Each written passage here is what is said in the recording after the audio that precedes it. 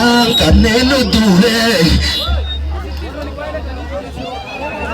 Kenya wajjin nu tumse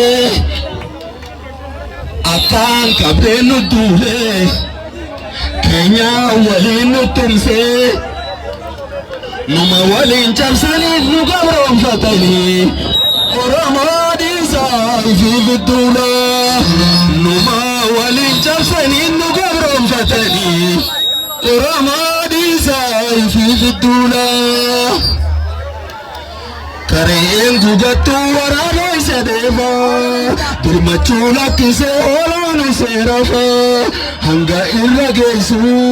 hin sossoobu bakka Hoolaan guyyaa galan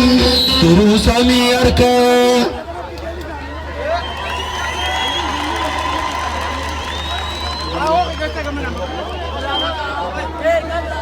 Kan daalacha nyaate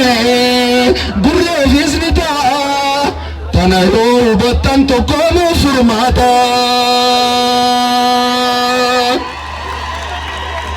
Waraabirraa wayyaan halkan si bobbaa Dheessituus ni baata manni sirraata Ibiddi immoo hamaa kan halkanii guyyaa Kan si jala seenu gaaraa fi hallayya Nu waliif dirmanne yoo dhaamsinee malee Sanyii Oromoodhaan lakkisuu tokkollee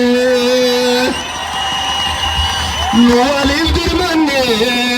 yoo dhaamsinee malee Sanyii Oromoodhaan lakkisuu tokkollee Nu waliif dirmanne yoo dhaamsinee malee Sanyii Oromoodhaan lakkisuu tokkollee Walisaa keenya beekamaa callaa Carcar hamilee guddikaasa walisaa keenya beekamaa fi jaalatamaa qabsaa ilma Oromoo kan ta'e walisaa callaa Carcar walisaa qofaa miti akkasumas barreessaa seenaati callaan Carcar qabsaa ummata Oromoo keessaa isa tokko tole hamilee Callaa Carcar walisaa akkasumas barreessaa